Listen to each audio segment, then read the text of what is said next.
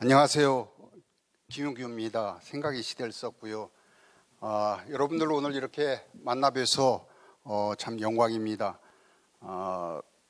저도 여러분들 배우려고 나름 중요한 얘기를 좀 준비해 왔습니다. 결국 제 책 생각의 시대에 들어있는 얘기이겠는데요.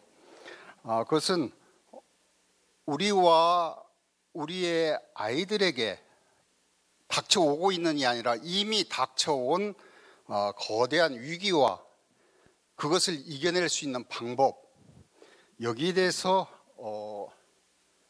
말씀을 좀 드리려고 합니다. 저는 이 얘기를 제가 할 얘기가 많기 때문에 바로 거두절미하고 본론에 들어가겠습니다.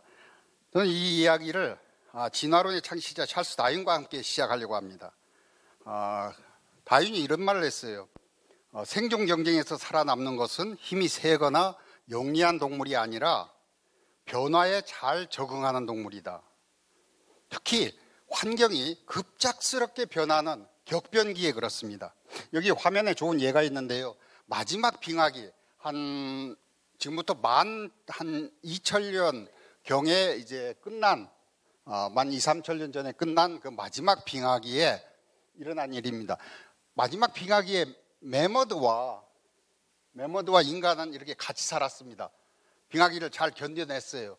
그런데 빙하기가 끝날 즈음에 고생물학자들에 의하면은 갑작스럽게 날씨가 더워졌답니다.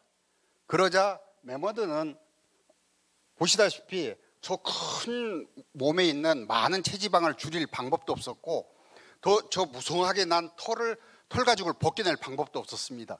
그래서 멸종했죠. 그런데 인간 여기 보십시오. 털 가죽을 이렇게 입고 있지만 이 털옷을 벗어버리고 지방 함유량이 많은 그런 식생활을 던져버리고 자기 스스로를 자꾸 이렇게 바꿔가면서 생존했습니다. 다윈의 말처럼 급작스러운 변화에 더 잘 적응한 종이 살아남은 그런 예라고 할 수 있습니다. 이런 의미에서 보면 모든 격변기는 생사가 갈리는 어떤 절체절명의 위기인 것이 사실입니다. 그런데 동시에 기존의 판을 뒤집어 엎을 수 있는 그러한 절호의 기회이기도 하죠. 그런데 지금 우리가 어떤 시대를 살고 있습니까? 여러분들이 저보다 훨씬 더 잘 아실 겁니다. 오늘날 우리는 역사상 유례가 없는 문명사적인 어떤 격변기를 맞고 있습니다. 흔히들 이렇게 얘기하죠. 4차 산업혁명이다.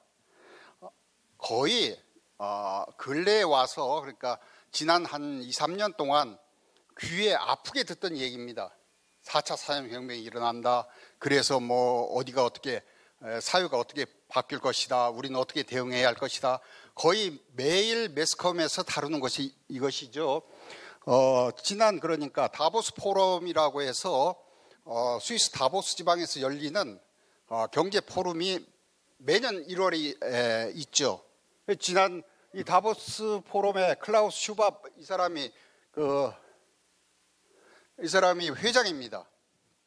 이 사람 말대로 지금 우리 시대에는 파괴적인 기술이 조그만 파도가 아니라 해일처럼 삽시간에 우리를 덮쳐올 것이다. 정부나 기업이 감당하기 어려울 정도다. 이렇게 올 1월에 고백했죠. 제가 오늘 특별히 여러 가지 분야가 지금 격변기에 들어서 놀라운 이 변화를 일으키고 있지만 오늘 특별히 말씀드리고 싶은 것은 이 AI라고 얘기하는 인공지능을 장착한 그런 컴퓨터 프로그램이라든지 아니면 로봇이라든지 어떻든 스마트 머신들이 우리의 일자리를 상상도 할 수 없을 만큼 빠르게 지금 침범하고 빼앗아가고 있다. 이런 말씀을 드리고 싶습니다.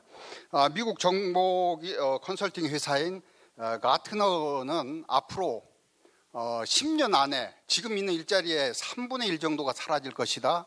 뭐 이런 얘기하고요. 여기 맨 밑에 있는 이 마이클 오스본이나 칼 플레이, 영국 옥스포드 대학의 교수인데요. 이 사람들 연구에 의하면 앞으로 20년 안에는 47%, 그러니까 거의 반절가량의 일자리가 사라질 것이다.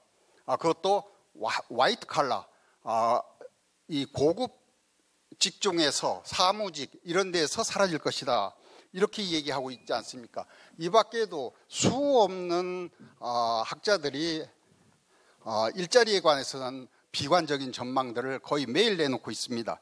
여러분들도 매체를 통해서 익히 들으신 이야기이기 때문에 제가 뭐 이런저런 설명하기보다는 동영상을 하나 가져왔습니다. 잠깐 그걸 보는 걸로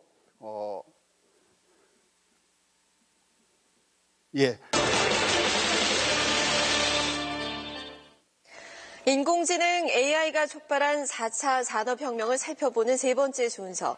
오늘은 AI가 진화를 거듭하면서 사람들의 직업에 미치게 될 일자리 변화 전망을 이호건 기자가 살펴봤습니다. 병원에 실려온 남성을 IBM의 인공지능 왓슨이 진찰합니다. 축적된 수많은 의료 정보를 토대로 2시간 만에 병명을 찾아내고 처방합니다. 미국의 한 병원에서 실제 일어나고 있는 일입니다. 미국 앤더슨 암센터는 왓슨의 암 진단 정확도가 96%로 일반 암 전문의보다 월등히 높다고 밝혔습니다. 또 금융 부문에서도 같은 조건에서 실적을 분석한 결과 인간 펀드 매니저들이 평균 3% 손실을 낸 데 비해 AI는 5% 수익을 거뒀습니다. 이러다 보니 최근 영국 최대 은행 RBS는 AI를 상담에 활용하면서 기존 인력 550명을 해고했습니다. 뿐만 아니라 AI는 새로운 요리를 만드는 일, 음식을 주문하고 서빙하는 일, 택배에서도 이미 인간의 일자리를 위협하고 있습니다. Hello, my name is Watson. Let's build a smarter planet.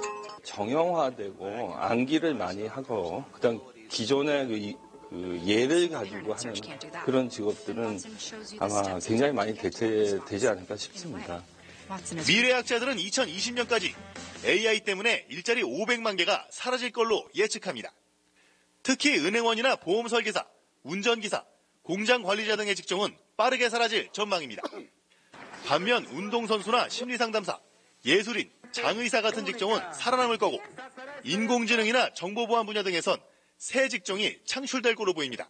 새로운 일거리가 생겨나는 경우가 있어요. 일부 직군의 사람들한테 그것이 나쁜 영향을 미칠 거를 웬만큼은 다 예견할 수 있어요. 그거를 예방 조치를 해가면서 전반적으로는 AI로 생겨나는 일자리보다 사라지는 일자리가 더 많을 거란 견해가 많아 국가 차원의 대비책이 필요해 보입니다. SBS 이호건입니다.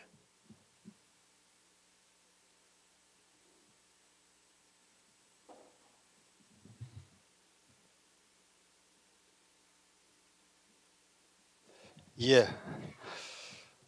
이 밖에도 여러 가지 얘기가 있죠. 일본에서는 벌써 그 초밥 장인들이 해외로 많이 나가고 있답니다. 왜냐하면 어떤 초밥 체인점이 생겼는데 거기서 로봇이 초밥을 만든다는 거예요. 아주 뛰어난 장인의 레시피를 갖다가 그대로 조금도 틀리지 않고 그대로 초밥을 만드는데 그것이 엄청 빠르게 많이 잘 만들기 때문에 그런 체인점이 벌써 500개 정도 일본에 생기고 그런 바람에 초밥 장인들이 국내에서는 그 일자리를 못 찾고 밖으로 해외로 나가고 있다. 그런 얘기도 있고요. 우리나라에서도 마찬가지입니다. 우리나라에서도 벌써 신문사에서 스포츠 기사, 무슨 미국 같으면 지진 예보 기사라든지 스포츠 기사, 일기 예보 기사 이런 것들은 컴퓨터 프로그램이 쓰는 거 벌써 쓰는 그런 신문사가 일간 신문사가 있고요.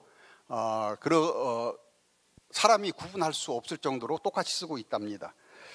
자, 중요한 것은 이러한 사실들이 중요한 게 아니라 이것이 무엇을 뜻하는지가 중요합니다. 네, 한번 생각해 보세요. 앞으로 10년 또는 20년 후면 여러분들은 여전히 대부분의 여러분들이 여전히 왕성하게 일을 하실 때고요. 여러분들의 자녀들, 특히 자녀들은 막 사회에 나가서 일을 시작해야 할 그런 때일 것입니다. 그런데 일자리의 대부분이 사라졌다는 것은 뭘 얘기하는가 생각해 볼 필요가 있습니다. 여러분들은 공무원들이시기 때문에 상대적으로 다른 직업에 비하면 아무래도 더 안정적이라 할 수 있습니다. 그럼에도 불구하고 여러분들의 업무도 역시 빠른 속도로 기계로 대체될 것입니다. 게다가 지금도 취업이 어려운 2030, 20대, 30대 지금 그 젊은이들은 지금 취업을 한다고 해도 그리 오래 가지 않아서 상당수가 실직을 해야만 할 것이고 지금 10대나 그보다 더 어린 세대 아이들은 아무리 열심히 공부해도 고급 일자리는 화이트 칼라 그런 일자리들 이것들은 인공지능을 탑재한 그런 컴퓨터들에게 내주고 저임금 노동자로 일할 확률이 많습니다. 여러분 어떠세요? 이거 보통 일이 아닙니다. 그저 일어나는 일이니까 또 별 대책이 없으니까 뭐 지켜보자. 대부분이 이럴 수밖에 없지만은 뭔가 대책을 강구해야 하는 그런 때가 아닌가 이렇게 생각합니다. 전문가들의 의견은 이렇습니다. 여기 맨 밑에 이 사람들 마이클 오스본, 칼 플레이 이 사람들이 하는 얘기가 그렇습니다. 로봇이나 컴퓨터는 창의적인 작업에는 적합치 않다. 그러니까 기계가 잘할 수 있는 일은 기계들에게 내주고 인간은 기계가 할 수 없는 일, 인간이 더 잘할 수 있는 일을 해 나가야만 한다. 뭐 이런 얘기입니다. 그래서 여기 이 사람 에릭 브린열프슨이라고 MIT 공대 교수입니다. 우리나라에는 제2의 기계 시대라는 책을 써서 알려진 분인데 이분이 하는 얘기가 이렇습니다. 인간이 인공지능보다 컴퓨터보다 더 잘할 수 있는 일이 과연 뭐냐? 새로운 아이디어나 개념을 떠올리기, 큰 틀에서 패턴 인식하기, 복잡한 의사소통에 능숙하기, 이런 창의적인 일만 앞으로 더 잘할 수 있을 것이다. 이런 얘기입니다.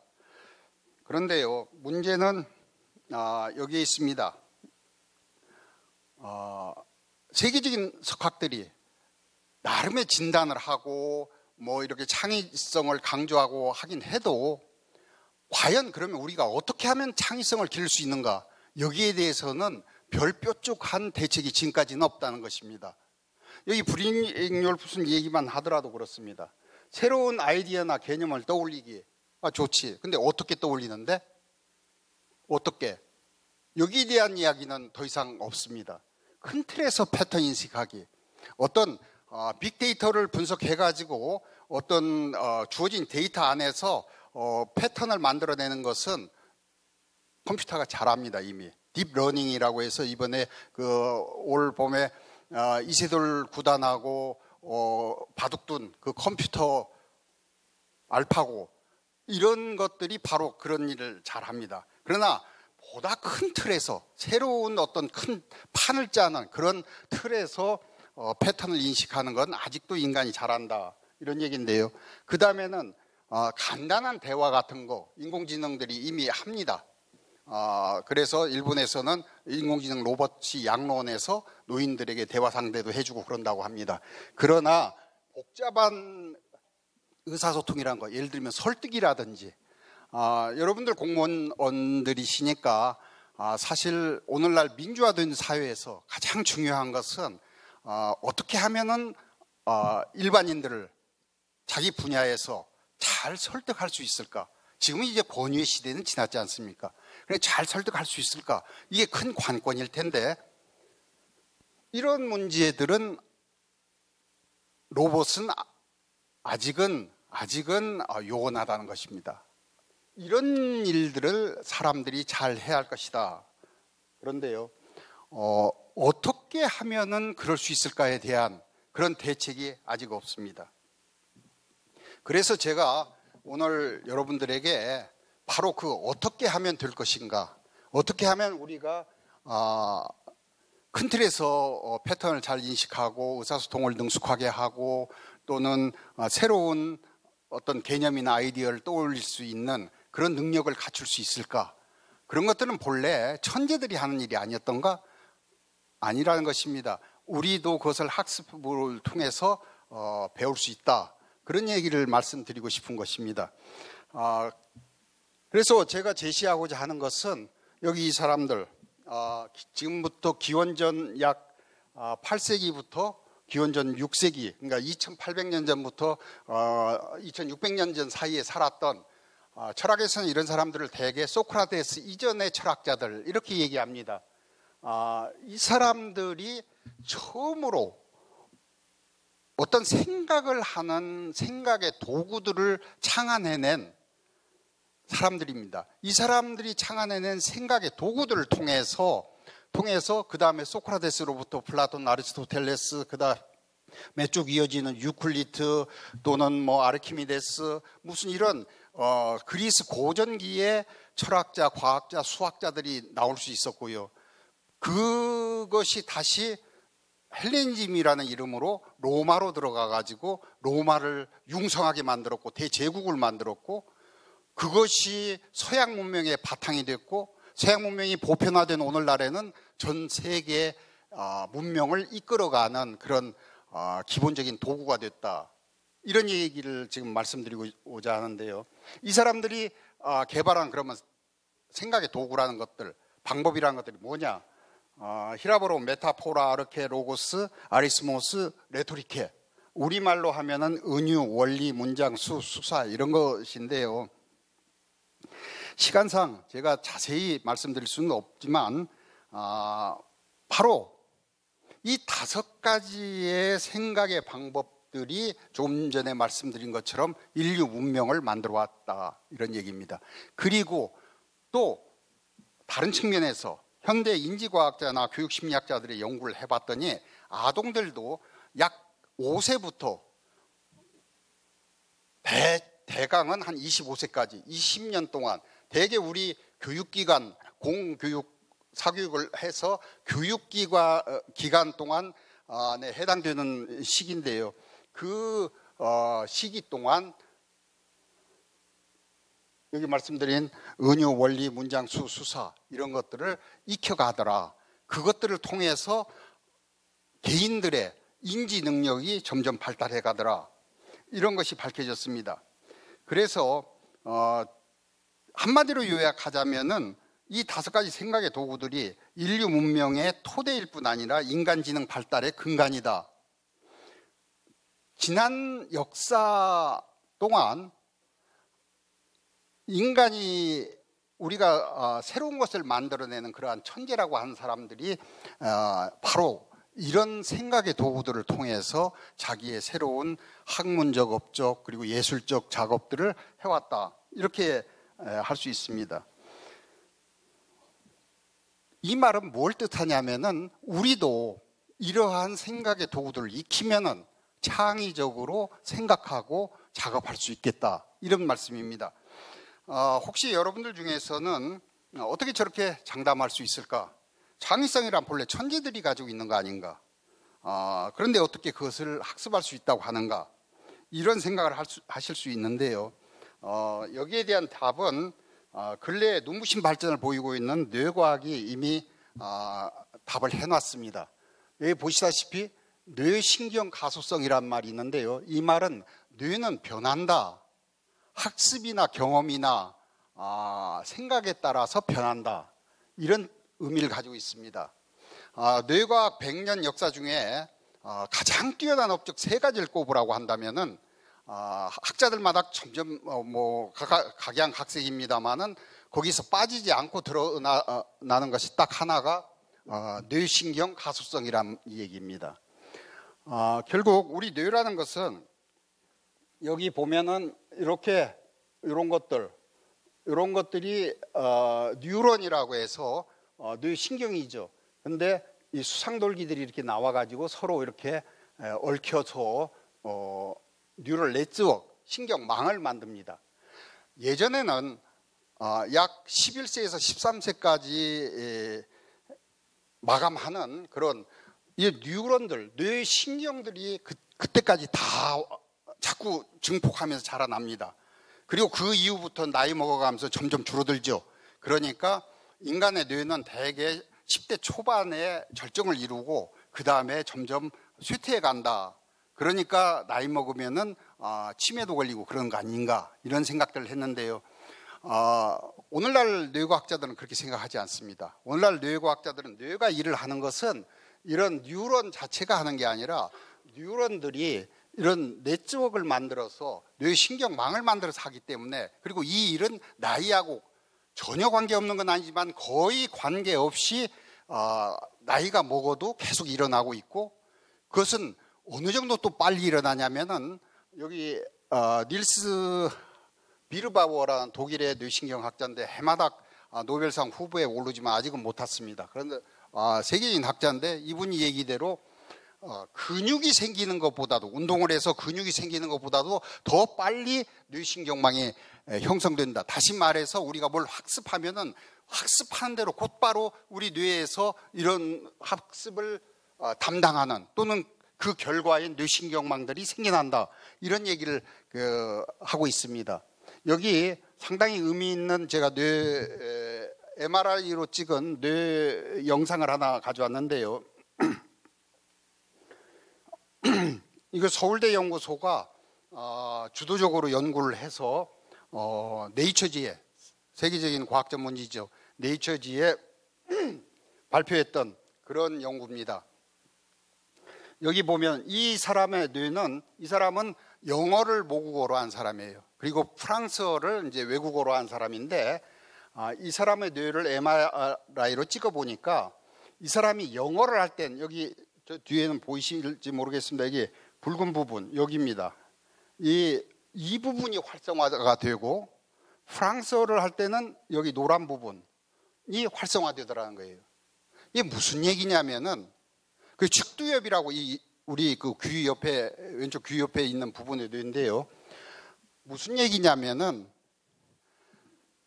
우리가 어떤 언어를 구사할 때는 이 부분에 있는 뇌신경망들이 이렇게 형성이 돼서 여기 때문에 영어든 한국어든 프랑스어든 하게 된다는 거예요.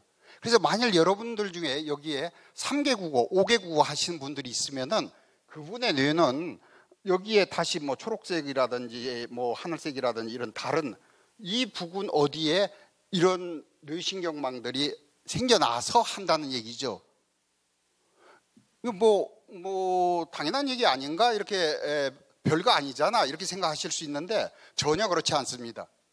무슨 얘기냐? 우리가 어떤 것을 학습하면은 우리의 뇌에 마치 컴퓨터에 하드디스크에 소프트웨어를 까는 것처럼 어떤 그런 것을 담당하는 그런 뇌신경망이 생겨난다는 거예요. 이 말이 의미하는 바는, 우리는 뭘 배우면 배울수록, 학습하면 학습할수록 우리의 뇌가 개조된다, 달라진다. 다시 말해서 우리의 생각들은, 대부분의 생각들은 뇌에서 나오지만은, 그러나 그 뇌가 다시 우리 뇌를 재구성한다, 만든다, 이런 걸 의미합니다. 그래서 사람마다 뇌가 다른 거죠. 예전에는 조금 전에 본 것처럼 MRI나 뭐 이렇게 해서 사진을 찍으면, 뇌를 찍으면 이렇게밖에 찍을 수가 없었습니다. 근데 하버드 대학 의대의 벤 웨딘 박사라는 분이 새로운 물 분자의 이동을 통해서 뇌신경망이 어떻게 움직이고 어떻게 작동하는가를 촬영할 수 있는 DSI라는 그런 그 촬영 기법을 최근에 개발을 했습니다. 그래가지고 찍어본 두 영상이 이렇습니다. 이 두 영상을 보면 상당히 재밌는데요. 여기 보십시오. 같은 AB 두 사람에게 같은 문제를 두고 그것을 풀이하는 과정에서 촬영한 건데요.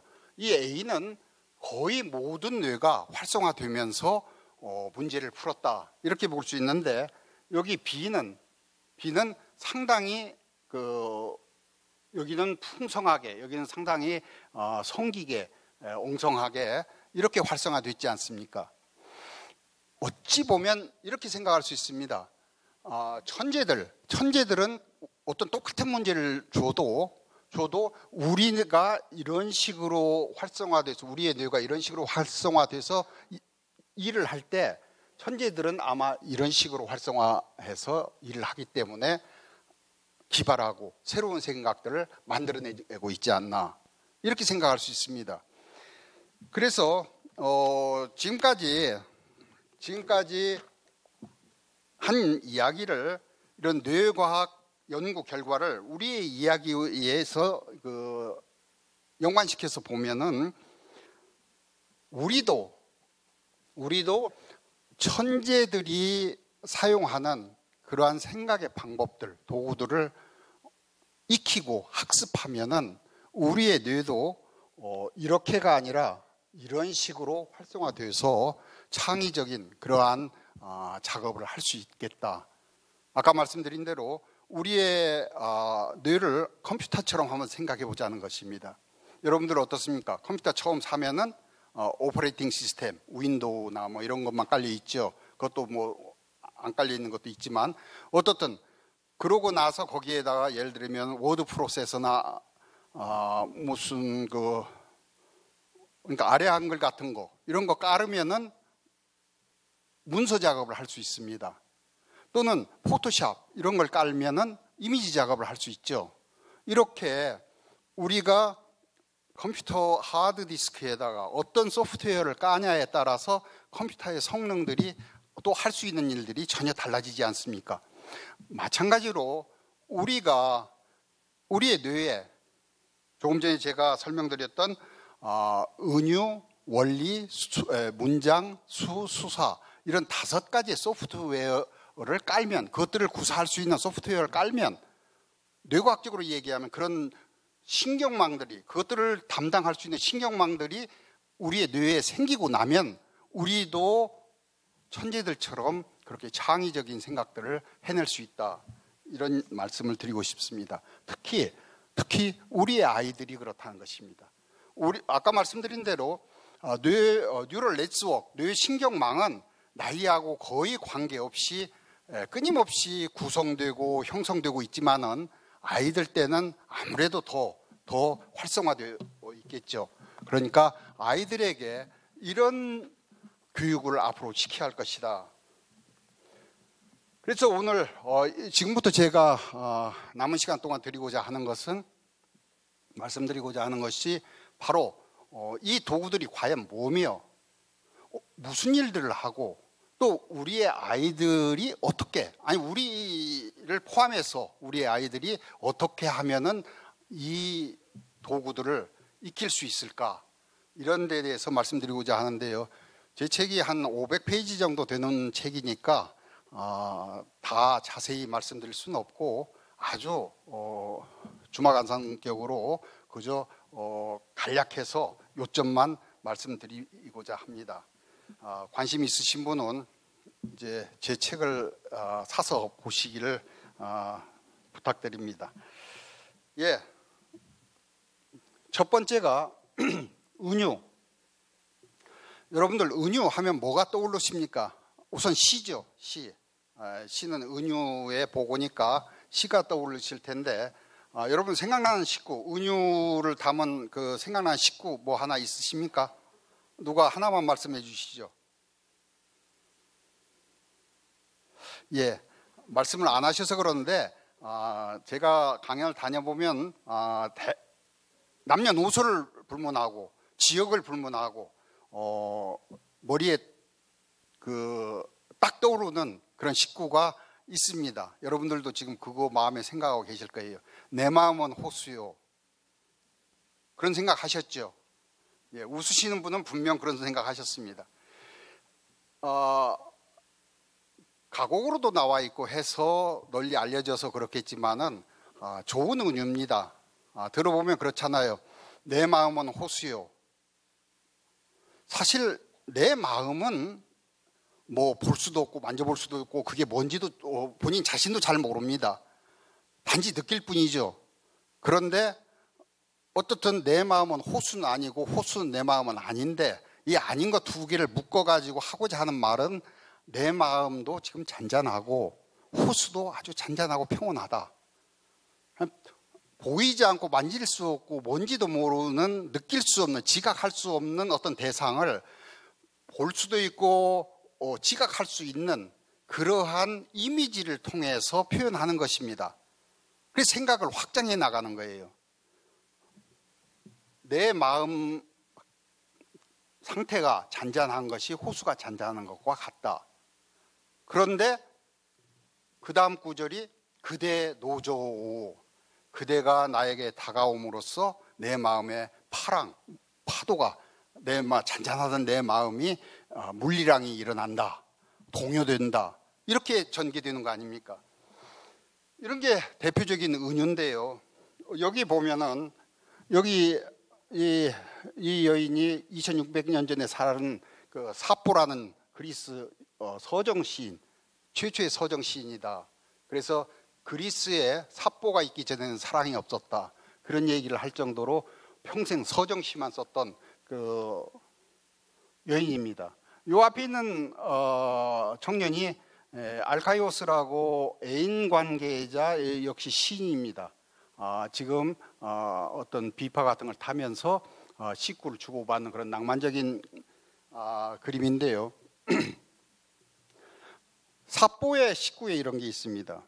다시 사랑이 온다. 사지를 부수고 고문하는 달콤하고 고통스러운 그는 내가 이길 수 없는 괴물이다.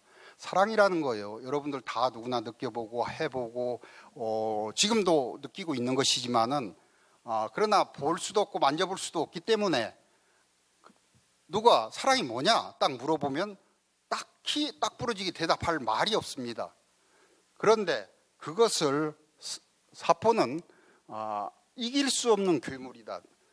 그러니까 사지를 부수고 고문하는 그런 고통도 주지만 그러나 달콤하고 또 이러한, 근데 내가 어떻게 저항할 수 없는 그러한 괴물이다. 이렇게 사랑을 괴물이라는 이미지를 통해서 형상화시킴으로써 우리에게 쉽게 우리가 납득할 수 있게끔 그렇게 하는 것입니다. 그래서 은유는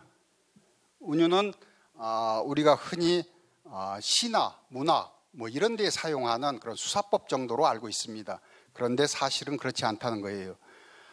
여기 보면은 레이코프와 존슨이라는 사람들, 이 사람들 인지과학자들입니다. 우리나라에 뭐 삶으로서의 은유, 뭐 여러 가지 책이 그 번역되어 있는 분들인데 은유 없이 직접적으로 이해되는 개념이 하나라도 있는가? 인간의 언어, 사고, 행위는 근본적으로 은유적이다. 이런 얘기를 했는데 무슨 얘기인지를 제가 간단히 설명드리면, 여기 시간은 돈이다.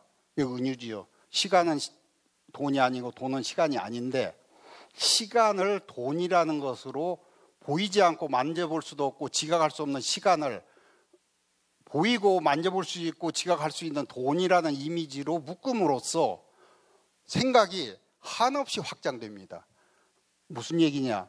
시간에는 그 이전엔, 이런 은유가 나오기 전에는 시간에는 사용할 수 없었던 투자했다, 낭비하다, 내준다, 아껴 쓴다, 소모된다, 뭐 남겨놓다, 쓸 가치가 있다, 없다, 무슨 빼앗겼다, 내준다, 이런 식의 수로들을 이 은유 때문에 시간에다가 붙여서 쓸 수 있게 되었다는 것입니다. 결국 우리의 이 언어와 생각이 엄청나게 확장됐죠. 이런 식으로 우리가 본래 논리적으로 보면은 동일률 모순율이라고 해서 A는 A다, A는 not A가 아니다, 산은 산이다, 산은 산이 아닌 것이 아니다, 이것만이 우리는 참이라고 얘기할 수 있는 그러한 상태에 놓여 있었는데, 때문에 A는 B다라고 얘기하는 것은 논리적으로 모순입니다. 그런데 은유가 A는 B다라고 하는 걸 통해서 우리의 생각과 언어를 이렇게 풍성하게 확장시키고 나감으로써 결국에는 인간 거의 모든 언어나 사고나 행동이나 문명 자체가 은유에 의해서 형성됐다. 이렇게 학자들은 보고 있습니다. 여기 이 사람 자크 데리다라고 프랑스 그 현대 철학자인데, 이 사람 말 중에 은유가 없다면 무슨 일이 벌어질까? 이런, 은유가 없다면 아무것도 할 수 없다, 이런 얘기입니다. 것만 아니고 또 은유는 힘이 셉니다. 무슨 얘기냐? 여기 2011년에 스탠포드 대학의 언어 심리학자들입니다. 디보도라는 사람과 보르디스키라는 두 분이 연구를 했어요. 어떤 실험을 했냐면은 무작위로 그러니까 종교, 학력, 성별, 남녀 성별, 무슨 출신, 지역 이런 거하고 전혀 관계없이 그저 무작위로 사람을 한 60명 모아서 30명씩 갈랐습니다. A, B 두 그룹으로 나누고 각기 다른 방에다 넣고 다른 문장들을 읽게 했어요. 하나는 A는 범죄는 맹수다. 범죄자는 맹수처럼 희생자들을 노린다. 뭐 이런 식의 은유문이 들어있는 문장들을 읽게 하고, B그룹은 범죄는 바이러스다. 범죄는 사람들을 오염시킨다. 이런 식의 은유가 들어있는, 하나는 범죄를 맹수에 은유하는, 비유하는 그런 은유문, 하나는 바이러스에 비유하는 은유문을 읽게끔 하고, 이 사람들에게 각자 어떤 A라는 마을에 범죄가 지금 증가하고 있다. 어떻게 이 대책을 어떻게 세웠으면 좋을까를 물어봤습니다. 그랬더니 범죄는 맹수다. 이런 은유문이 들어있는 그런 그 은유문을 읽은 사람들은 나이, 성별, 종교, 무슨 이런 거하고 전혀 관계없이 거의 대부분이 범죄자를 색출해서 구금해야 한다, 가둬야 한다. 이런 식의 해결책을 내놓더라는 것입니다. 그런데 범죄는 바이러스다. 이런 은유문을 읽게 한 그룹은 거의 대부분이 범죄자를 그 원인을 밝혀서 사전에 예방해야 한다. 가난한 사람들을 도와야 한다. 뭐 가난한 사람이 그 마을에 생기지 않도록 해야 한다든지 이런 식의 대책을 내놓더라는 것입니다. 결국 우리가 사용하는 은유가, 우리가 사용하는 말이 우리의 생각을 뒤바꿔 놓는다는 것, 생각하는 방법을 형성한다는 것입니다. 그래서 은유는 힘이 세다. 이렇게 얘기하는 것입니다. 왜 작년 11월인가요? 그 프랑스 파리에서 거기서 자꾸 테러 많이 나니까 어떤 것인지도 잘 헷갈리겠습니다만은 동시다발적으로 무슨 공연장 이런 데서 사람들을 많이 사살한 그런 게 생겼을 때 프랑스 대통령 올랑도가 그 다음 날인가요? 상하 의원 900명 정도를 한 곳에, 파리 인근의 어떤 한 곳에 모아놓고 테러는 우리는 테러와의 전쟁 중이다. 이런 얘기를 하고, 우리는 위대하다. 우리는 지지 않을 것이다. 뭐 이런 연설을 했을 때 상하 뭐 여야 구분 없이 900명 의원들이 다 일어나서 박수를 치고 어느 누군가 입에서 라 마르세유, 프랑스 국가를 부르기 시작하자 전부 합창하면서 감동적인 그런 장면을 연출했다고 합니다. 예, 충분히 납득이 갈 만한 얘기인데, 범죄를, 그러니까 테러를 전쟁으로 은유, 대테러 작전은 전쟁이다. 이런 식으로 은유를 사용하면은 어떤 결과가 오는 거니? 전쟁이라는 것은 무조건 승리해야 하기 때문에 그것을 위한 여러 가지의 폭력, 부당함 이런 것들은 다 정당화되는 것이죠. 그래서 대테러 작전을 전쟁으로라는 은유를 통해서 대통령이 선포했을 때 사전 예방이라든지 무슨 그 시리아 난민 문제라든지 이것들에 대한 어떤 정책을 수립해야 한다든지 불만 세력을 없도록 어떤 국가가 어떤 조치를 취해야 한다든지 이런 문제는 다 사라져버리고 오직 한 가지, 승리만이 이겨야 한다. 항공모함 파견하고 작전 시행해야 한다. 이런 것만 남게 되었던 것입니다. 이렇게 우리가 정치인들이 사용하는 이런 은유문에 대해서도 민감하게 생각해보고 반응해야 하는 것인데요. 왜? 은유가 그만큼 힘이 세기 때문에 그렇습니다. 여러 가지 은유에 대해서는 여러 가지 할 얘기가 많습니다만은 시간상 간단히 은유가 가지고 있는 은유를 바치고 또 바치고 있는 두 가지 기둥이라고 할 수 있는 유사성과 비유사성, 그리고 그것들이 하는 역할만 말씀드리고자 합니다. 조금 전에 봤듯이 그 시간은 돈이다란 말은 벤자민 프랭클린이 한 말로 알려져 있는데요. 이 말은 시간도 소중하다, 돈도 소중하다 해서 소중하다는 두 단어가 가지고 있는 그런 유사성을 통해서 그 시간의 본질, 시간은 소중하다라는 본질을 잘 드러내 보이게 하는 것입니다. 학문에서 주로 사용하는 모든 은유들은 대강 이런 것입니다. 그 유사성을 통해서 그 대상의 본질을 잘 드러나게끔 하는 거. 아까 우리가 봤던 내 마음은 호수다 뭐 이런 것도 그렇지 않습니까? 호수도 잔잔하다, 내 마음도 잔잔하다. 여기에 그런가 하면 비유사성으로 만드는 은유들이 있습니다. 이건 프랑스 시인 보드레르가 한 말인데, 자연은 사원이다. 사원이라는 건 신성하다 이런 뜻을 가지고 있는데, 자연에는 신성하다라는 개념이 없었는데 이런 말을 통해서 두 사이에 있는 비유사성, 신성하다는 비유사성을 통해서 자연도 역시 신성한 것이다라는 의미로 생각을 더 창조적으로 넓혀준 결과를 가졌죠. 아주 좋은 은유라는 것은 이 두 유사성과 비유사성, 이 두 기둥이 한꺼번에 들어있는 것입니다.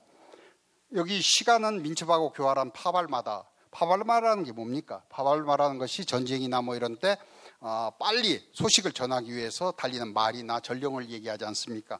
이 시간은 민첩하고 교활한 파발마다.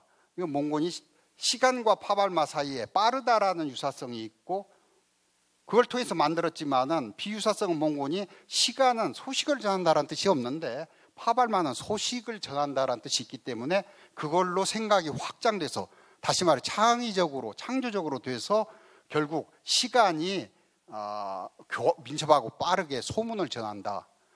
소문은 굉장히 빨리 퍼져나간다. 이런 뜻을 함유하게끔 이렇게 됐습니다. 결국 은유는 대상의 본질을, 유사성을 통해서 대상의 본질을 드러내는 일을 하나 하고요.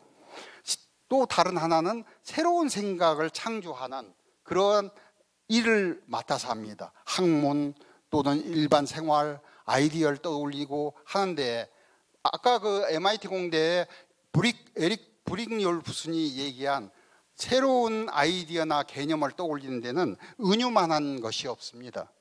여러분들은 지금 이런 생각 하실 거예요. 그건 대강 언어를 사용하는 부분이야. 그러니까 학문으로 얘기하는 인문사회과학 같은 데서나 그러지 않겠나. 그런데 그렇지 않다는 것이 학자들의 생각입니다. 특히 미국 덜러스 대학의 그 교수인 토마스 웨스트, 이 사람 우리나라에는 글자로만 생각하는 사람, 이미지로 창조하는 사람, 뭐 이런 책으로 알려져 있는데요. 이 사람 얘기는 이렇습니다. 은유가 이 수학이나 자연과학에서도 모든 창조성의 핵심이다, 이런 얘기를 합니다. 이 사람 그 책에 보면은 아인슈타인, 레오나르도 다빈치, 패러데이, 맥스웰, 포엔카레, 토마스 에디슨, 막스 프랑크, 리차드 파이먼, 이런 굵직굵직한 역사의 채바퀴를 돌렸던 그런 수학자, 자연과학자들을 예로 들어서 하나하나 증명해 나갑니다. 이 사람 얘기는 그렇습니다. 글자를 읽으면 지식이 확장되고 이미지를 그리면 지식이 창조된다. 글자는 느리고 이미지는 빠르다. 이런 얘기를 주로 그 자기 책의 핵심 키워드로 얘기하는데요. 리차드 파이먼, 노벨상을 받은 미국의 유명한 이 핵물리학자죠. 이 사람 얘기가 바로 그런 걸 증명합니다. 내가 문제를 푸는 과정에서 보면 수학으로 해결하기 전에 어떤 그림 같은 것이 내 눈앞에 계속 나타나서 어떤 이미지가 나타난다는 것입니다. 나타나서 시간이 흐를수록 정교해졌다. 그리고 그것을 수식으로 자기가 옮긴다는 거예요. 아인슈타인도 같은 얘기를 했습니다. 직관과 직관, 사고 내부에서 본질이라 할 수 있는 이미지가 먼저 나타난다. 말이나 숫자는 이것의 표현 수단에 불과하다. 아인슈타인이 그 말이 뭘 얘기하는지 제가 여러분들 앞에 가시적으로 보여주기 위해서 이 화면을 준비했는데요. 아인슈타인이 상대성 원리를 만들 때 중력이 이런 무거운 지구나 무슨 뭐 태양이나 뭐 이런 무거운 물체가 있는 데에는, 질량이 큰 물체가 있는 데에는 중력이 마치 그물망처럼 이렇게 돼서 이렇게 휜다. 이게 중력이 너무 강할 때는 여기 모든 것을 이렇게 빨아들이기 때문에 블랙홀이라고 해서 이렇게 들어가고, 또 모든 걸 방출하는 화이트홀이 있고 그걸 연결하는 웜홀이 있다. 이런 식의 생각들을 이런 그물망 이미지를 통해서 확정했던 것입니다. 그러고 나서 들리는 얘기에 의하면 아인슈타인은 수학이 약했다고 그래요. 그렇다고 해서 물론 우리만큼 수학을 한다 이런 뜻은 아니고, 수학의 천재지만은 동료 이론 물리학자들이나 수학자들에 비하면 수학이 약했다고 그래요. 프린스턴 대학에서 아인슈타인은 무슨 이런 먼저 이미지를 떠올리고, 이건 하나의 은유죠. 이미지를 떠올리고 나서 동료 수학자들, 동료 이론 물리학자들의 도움을 받아가지고 이 상대성 원리, 이런 수식을 만들었다. 이런 얘기입니다. 그러니까 수학이나 자연과학에서도 은유는 창조의 핵심이다. 이런 말씀을 드린 것입니다. 그래서 좋아, 뭐 당신 그렇다니까 내가 그렇게 알겠는데 그러면 은유를 어떻게 하면 기를 수 있는데, 우리가 은유를 어떻게 훈련할 수 있는데, 아니면 우리 아이들에게 어떻게 은유를 훈련시켜서 아이들이 창의적으로 생각할 수 있게, 이런 아인슈타인 같은 과학자도 되고 아니면 훌륭한 뭐 인문사회과학자도 되고 예술가도 될 수 있게 하는데, 이런 의문을 가지신 분이라면은 제 책을 사 보셔야겠죠. 일단 사 보셔야, 거기에 여러 가지 방법이 있는데 오늘 제가 여기 온 길에 하나만 딱 알려드리면은 이렇습니다. 시를 읽고 낭송하고 그리고 가능하면 외우는 것, 이것이 은유를 학습하는 가장 간단하고도 가장 좋은 방법이다. 이런 말씀을 드리고 싶습니다. 여러분들 알다시피 이미 그 시는 아주 짧고 뭐 여러분들 시 읽으실 때 대강 한 길어야 5분이면 읽으실 수 있지 않습니까? 시는 짧지만은 그 안에 풍성한 은유들이 들어있는 은유의 보고들입니다. 그래서 여러분들에게 지금 부탁드리고 싶은 것이, 댁에 돌아가실 때 서점에 들리셔서 시집을 하나 사셔라. 아니면 여러 권 사도 좋습니다. 그래서 여러분도 한 권 보시고 자녀들에게도 한 권씩 나눠주고 하면서, 근데 시집을 살 때 어떤 특별한 시인, 내가 좋아하는 예를 들면 기영도, 김성우, 무슨 누구, 문정희, 이런 시집을 사는 것보다는 오히려 이렇게 무슨 한국인이 가장 좋아하는 명시백선, 이런 것들은 대개 그 소년들을 위해서 만들기 때문에 이렇게 겉표지도 좀 알록달록하고 가격도 10,000원 이하. 그런데 이 안에 저 육당 최남선 선생부터 오늘날 무슨 기영도나 신보선이나 무슨 현대시인까지 좋은 시, 우리나라의 정말 좋은 시는 다 담아놨습니다. 이런 시집을 하나 사셔라. 아니면 여러 권 사서 자녀들에게도 나눠주고, 아니면 여러분들도 차 안에다 놓든지 사무실에도 하나 놓고, 이렇게 아니면 침실에도 하나 놓고, 짬 날 때마다 한 5분, 10분 해서 시 하나씩 읽고 외우고 이렇게 하는 것이 좋다. 그러면 자기도 모르게 창의성이 늘어난다. 이런 얘기를 말씀드리고 싶은데요. 시간이 없지만은 얘기는 말씀드려야겠습니다. 저는 결혼이 늦은 건 아닌데 독일에서 공부하다 보니까, 내외가 다 공부하다 보니까 나이가 40대여 가지고 딸 하나 낳았습니다. 근데 이 녀석 늦게 봐서 또 귀엽기도 하고 그래서 예쁘다도 키웠지만은 애가 한 중학교쯤 가니까 공부에 별로 뜻이 없고 지 엄마가 그 피아노를 전공했기 때문에 그런지 음악에 관심이 있어서 뮤지컬 배우가 되겠다 뭐 하고 공부는 않더라고요. 그래서 제가 공부 잘했으면 좋겠는데 부모 마음이 그러나 뭐 공부해 보니까 뭐 별로 그렇게 좋은 일도 없더라 싶어서 그래 뭐 하기 싫으면 말아라 하고 그냥 놔뒀습니다.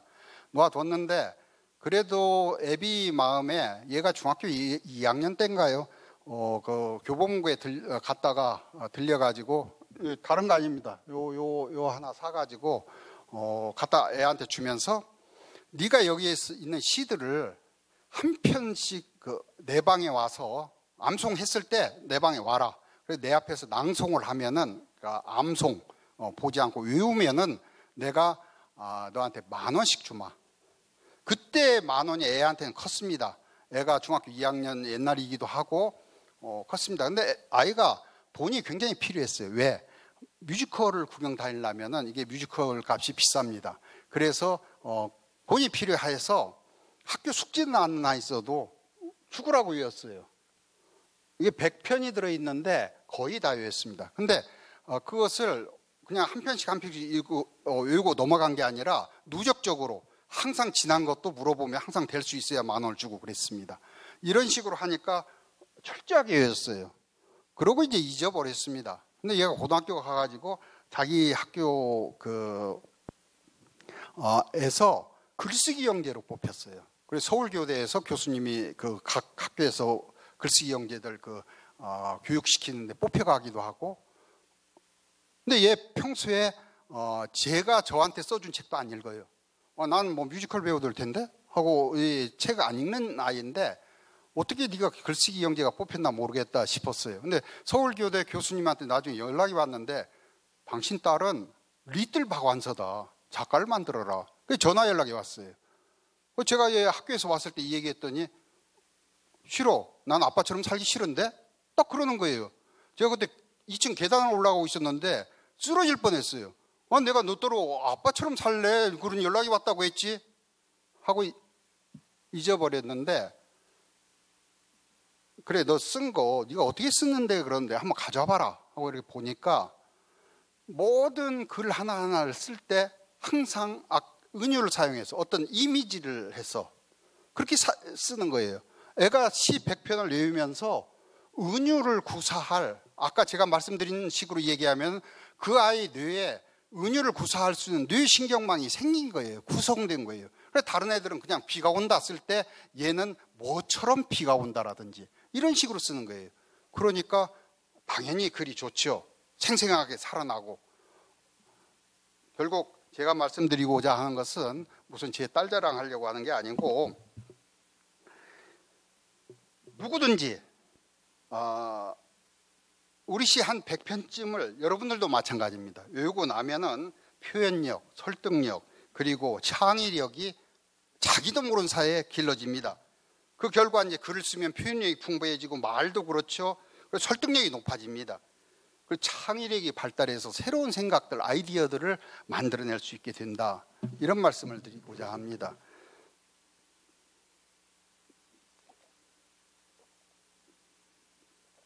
두 번째, 원리. 원리라는 건 뭡니까? 대개 보면은 원리라는 것은 그 유클리드 기하학 원리라든지 아니면 뉴턴의 뭐 운동의 법칙이라든지 아인슈타인의 상대성 원리라든지 무슨 수요 공급의 법칙이라든지 이런 것들 아닙니까? 이런 것들은 왜 만들어졌습니까? 그것들은 우리가 그것을 통해서 우리가 사는 세계, 이 자연이나 사회 이런 것들을 일단은 파악하고 이게 어떻게 돌아가는구나 이렇게 파악하고 그리고 거기에 생긴 문제들을 이 원리를 통해서 해결하고 그리고 또 미래도 예측하고 이런 일을 하는 것이 원리지 않습니까?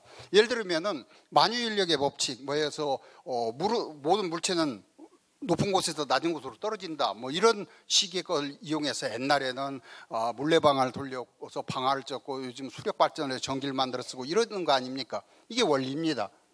그런데 수요 공급의 법칙이라는 거 그거 보면은 그게 뭡니까? 수요와 공급이 시장에서 만나서 가격과 무슨 거래량 같은 것을 결정한다. 뭐 이런 식의 그 경제학 이론인데, 그런데 아리스토텔레스가 쓴 정치학에 보면은 이 사람 여기 탈레스라고 아리스토텔레스보다는 뭐 한 200년 전에 살았던 사람인데요. 이 사람이 바로 그 그리스어로 아르케라고 하는 원리란 말 처음 만들어서 쓴 사람입니다. 이 사람 굉장히 아는 것도 많고 굉장히 똑똑한 것 같고, 근데 동네 사람들이 보니까 사는 것이 시원치 않아요. 철학자들은 뭐 예나 지금이나 그런 것 같습니다. 그런데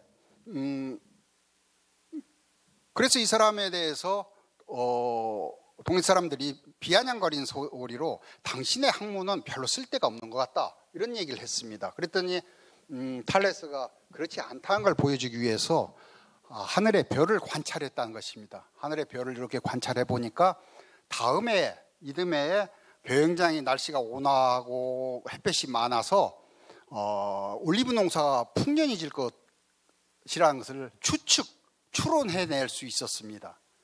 그래서 이 사람이 돈을 전부 긁어 모아가지고 그 인근에 있는 올리브 기름 짜는 기계들을 전부 미리 선약을 했습니다. 선약을 해놓고 기다렸더니 아닌 게 아니라 그 다음에 올리브 농사가 풍년이 들어가지고 올리브 기름들을 짜야 하는데 짤 기계가 없는 거예요. 그때 비싼 가격으로 대여해 줘서 큰 돈을 벌었다는 것입니다. 아리스토텔레스는 정치학에 이런 독점, 매점매석을 하면은 뭐 별로 좋지 않다. 그리고 이건 탈레스가 단지 철학자도 돈을 벌 수 있다는 것을 보여주기 위해서 한 일이다. 뭐 이렇게 쓰고 있지만은 중요한 것은, 우리에게서 중요한 것은 원리를 만들어내려면 어떤 원리를 찾는, 문제를 해결하고 미래를 예측할 수 있는 어떤 원리를 만들어내고자 하는 사람은 탈레스처럼 뭔가를 관찰하고 정확히 관찰을 하고 그리고 추론해내야 한다. 이 두 가지가 중요하다. 이런 말씀을 드리고자 하는 것입니다. 모든 지식은 관찰로부터 시작한다. 이 사람들, 우리나라의 생각의 시대라는 책으로 널리 알려진 루트 본 슈타인 부부의 얘기인데요. 맞은 얘기입니다. 관찰을 현장 책상 위에 앉아서 생각하는 거하고 현장에 나가서 관찰하는 거하고는 항상 다릅니다. 그래서 어느 발명가, 어느 발견가, 어느 뛰어난 행정가, 어느 뛰어난 기업인, 이 사람들은 다 현장을 멀리해서는 안 됩니다. 항상 뛰어나가서 관찰을 해야 합니다. 근데 여러 가지 관찰의 방법은 뭐 여러 가지 있죠. 가서 사진을 찍기도 하고 뭐 녹음을 하기도 하고 뭐 여러 가지 동영상을 찍기도 하고 여러 가지 방법이 있지만은 참 이상하게 까다롭게도 관찰의 방법 중에 가장 좋은 것은 드로잉이라는 것입니다. 그림을 그려야 한다는 거예요. 그림을, 그러니까 여기 레오나르도 다빈치가 그 자기 해부왕 뭐 여러 가지 아이디어를 그려놓은 스케치북이 아직도 우리나라에도 번역되어 있는데 이렇게 두껍죠. 그렇게 남아 있고, 찰스 다윈도 그렇고, 이 사람들이 항상 어디 가면, 현장에 가면은, 그때 물론 사진기가 없어서도 그렇겠습니다만은 그림을 그렸다는 거예요. 이 사람 하버드 대학의 생물학 교수로, 우리나라 여러분들 잘 아시는 그 최지청 교수의 스승이죠. 에드워드 윌슨이라는 사람인데, 이 사람 얘기가 이렇습니다. 그림을 그리면 사진을 찍을 때보다 훨씬 더 자신이 관찰한 대상에 직접적으로 몰입하게 된다. 그림은 자신이 본 것을 재창조하는 것이지 단순히 기록하는 것이 아니다. 여러분들 각자 무슨 일을 어디에서 하고 계신지 몰라도 항상 현장에 나가서 어떤 증거 사진을 만들고자 한다면은 사진을 찍으셔야겠죠. 그러나 그게 아니고 거기에 문제점을 파악하고 새로운 어떤 대안을 찾고 싶으시다면은 그림을 그리는 게 좋습니다. 아이들에게 어려서부터 이런 자연 관찰 일기 같은 걸 쓰게 하는 것은 아주 좋은 방법입니다. 그리지 못한 것은 보지 못한 것이다. 예, 화두입니다. 다음은 추론인데요. 여러분들 추론하면 뭐 생각하십니까? 일단 연역법, 귀납법 생각하실 거예요. 연역법 뭡니까? 모든 인간은 죽는다. 소크라테스는 인간이다. 소크라테스는 죽는다. 이 연역법의 3단노법이 연역법의 대표적인 예이죠. 그리고 귀납법은 뭡니까? 철수는 부지런하다. 영희는 부지런하다. 만수는 부지런하다. 딴딴딴딴 모든 한국 사람은 부지런하다. 이런 거 아닙니까? 근데 연역법, 귀납법은 이제 컴퓨터가 우리보다 훨씬 잘합니다. 컴퓨터는 그 자체가 데덕티브 머신이에요. 그러니까 연역적 기계예요. 그 자체가 연역적으로 일을 합니다. 근데다가 요즘 빅데이터라는 게 뭡니까? 엄청난 데이터를 수집해가지고 그걸 귀납법적으로 해서 결론을 뭔가 패턴을 탁 찾아내는 거 아닙니까? 이제는 우리는 연역법, 귀납법 가지고 지금까지 지난 2500년 동안 살아왔는데 이제 그걸로 추론하는 것은 컴퓨터가 훨씬 잘한다는 겁니다. 그런데 지난 2500년 동안도 천재들은 다른 추론법을 우리가 모르는 다른 학교에서도 가르치지 않는 다른 추론법들을 사용해 왔다는 거예요. 그게 바로 이 가추법이라는 것입니다. 여기서 형식 논리학적으로 제가 말씀드린다는 것은 넌센스고 하나 예를 들면 이렇습니다. 여러분 그 셜록 홈즈 시리즈의 4개의 서명이라는 거 보면 이런 장면이 나옵니다. 홈즈의 그 조수 왓슨이라는 사람이 있지 않습니까? 이 왓슨이 어디 외출했다 돌아옵니다. 그러니까 홈즈가 딱 보자마자 자네 우체국 가서 정보 붙이고 왔구만 그러는 거예요. 왓슨이 깜짝 놀랍니다. 아니 만내만 자네가 그걸 어떻게 알았어? 그건 어렵지 않지. 관찰과 추론을 통해서 알았어. 그럽니다. 관찰과 추론이라니. 자네 지금 그 구두 코에 붉은 진흙이 묻어 있는데 그건 지금 런던에서 우체국 앞에서만 밟을 수 있어. 왜? 거기 지금 공사 중이거든. 그러니까 자네 구두 코에 붉은 진흙이 묻어 있다는 것은 자네 우체국 갔다 왔다는 얘기 아니야? 그래 맞네. 그런데 그러면 내가 정보 붙이고 온 건 어떻게 알았어? 그러니까 그것은 추론으로 알았지. 오늘 아침에 내가 이렇게 보니까 자네 오늘 아침 내 나하고 같은 방에 있었는데 근데 편지를 쓰지 않았거든.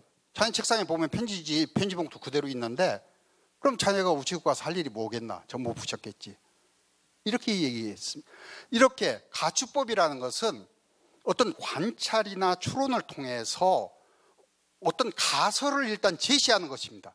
그리고 그 가설에 합당한 것들, 합당한 증거들은 채택하고 부당한 것들은 해결하거나 해소해가면서 그 하나의 가설을 참으로 진리로 사실적인 것으로 만들어가는 그러한 추론법이 가추법입니다. 그래서 옛날부터 새로운 일, 뭔가 새로운 걸 발명하고 발견해내려고 한다거나 이런 새로운 일을 하려는 사람들은 항상 탐정들, 홈즈만 그런 게 아니라 루팡, 듀팡 이런 탐정들 아니면은 옛날 그 사냥꾼들이 사냥감을 추적할 때도 의사가 병을 진단할 때도 점쟁이가 과거를 알아맞출 때 고고학자가 과거의 생활상을 알아낼 때 고생물학자가 멸종생물의 모습을 재현해낼 때 이런 것들은 연역법 귀납법으로는 되는 일이 아닙니다. 고문서학자가 고대 문자를 해독할 때 정신분석가들이 꿈을 해독할 때 핵물리학자들이 입자의 성질을 알아낼 때 이것들도 다 어떤 가설을 세우고 그것들에 합당한 것들은 채택하고 그러지 않은 문제들은 해결해가면서 만들어가는 과정이죠. 그러니까 가추법은 문제를 해결하고 뭔가 새로운 것을 만들어내가는 어떤 과정의 사고의 어떤 과정입니다.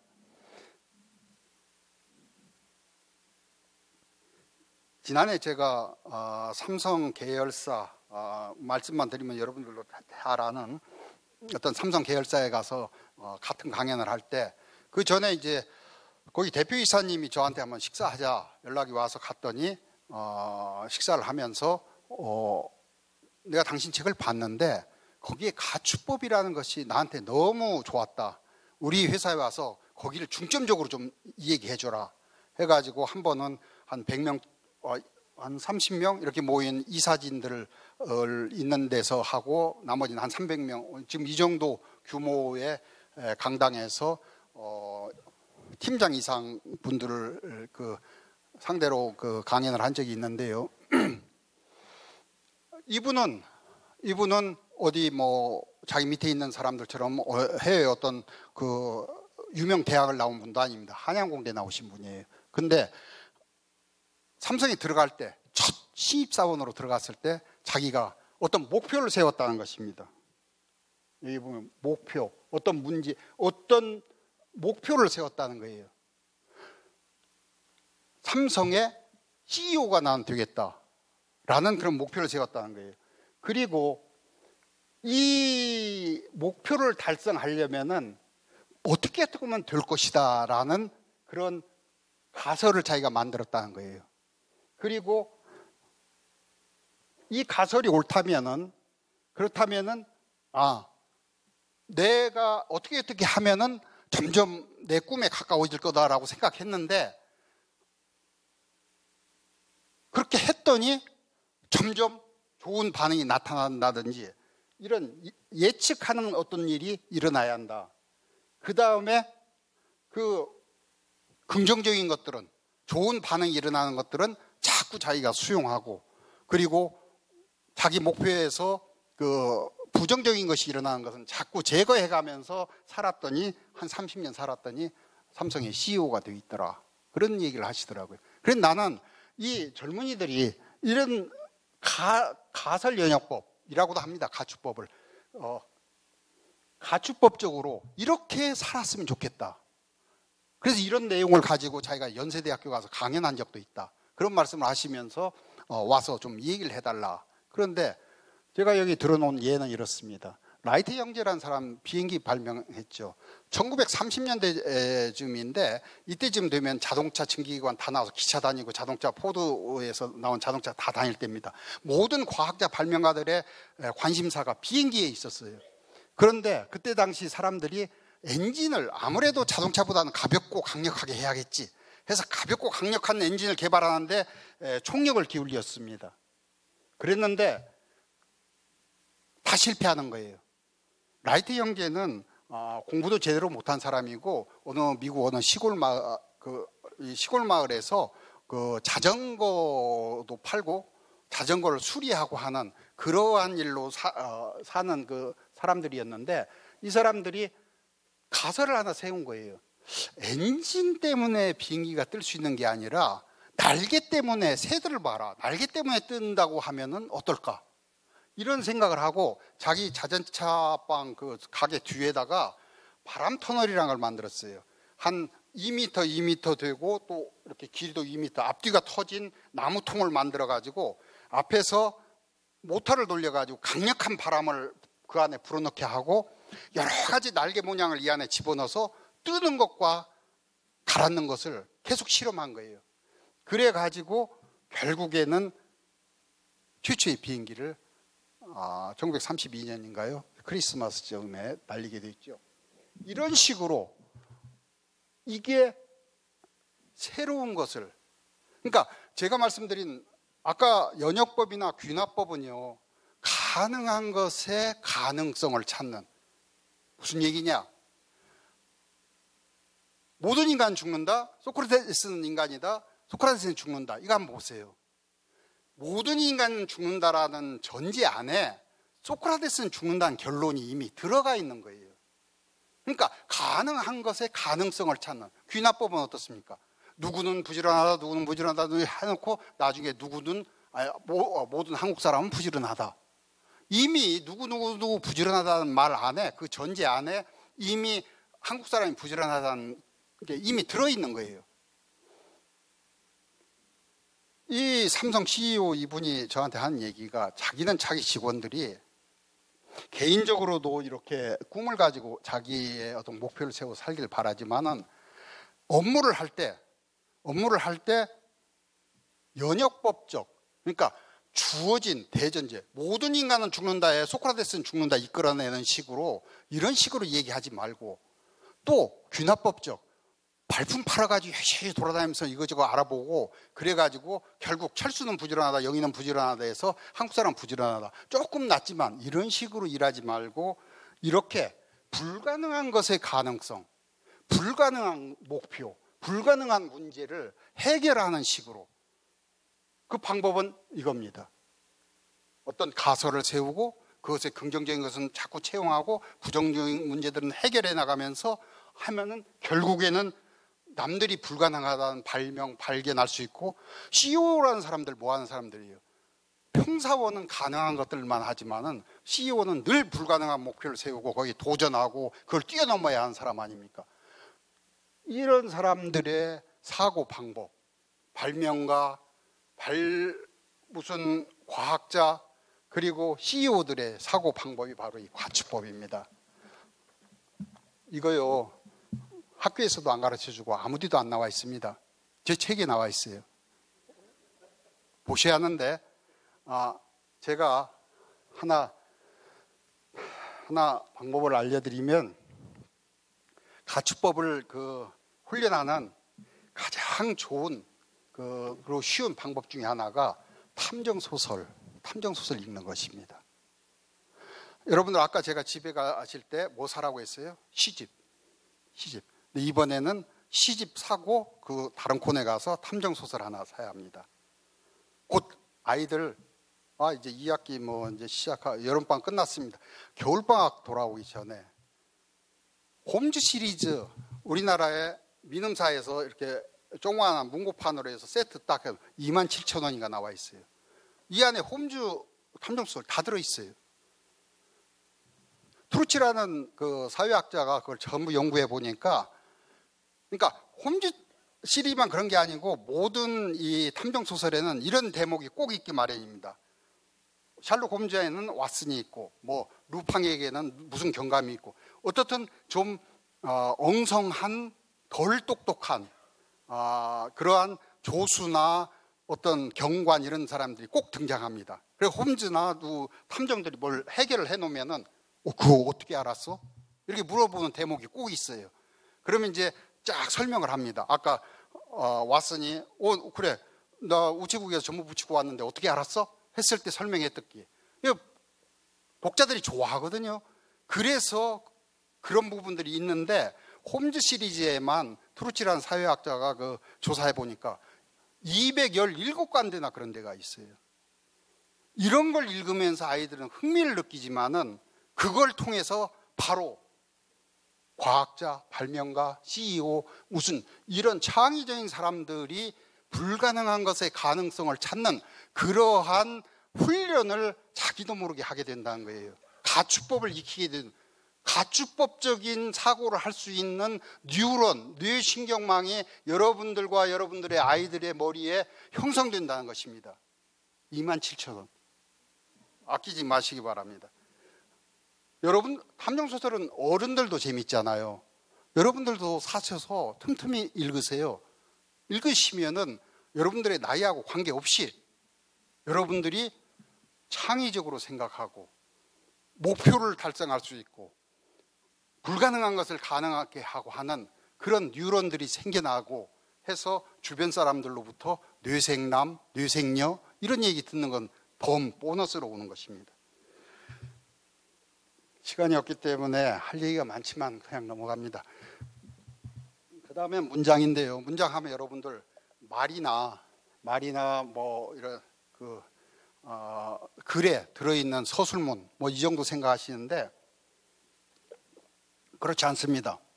현대 뇌과학자들이 밝혀낸 바에 의하면은 문장은